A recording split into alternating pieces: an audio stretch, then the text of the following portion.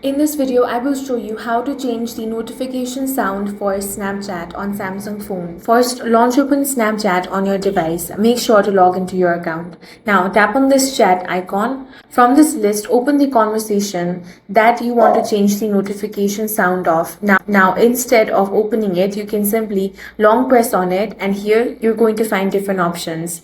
Tap on the one that says chat and notification settings. Go ahead and tap on it. Here, locate the option of notification settings and tap on that. Now you should be able to find the option of notification sounds. Go ahead and select that. Now, in order to customize notification sound, you need to subscribe to Snapchat Plus. If you haven't done that, here tap on next and then go ahead and subscribe to Snapchat Plus if that option is available in your country or region. After you have subscribed, you can simply select the notification sound that you want for that conversation. If you don't have Snapchat Plus, you won't be able to change it. That's all for this video. If you found it useful, make sure to hit the like button and subscribe for more videos like this.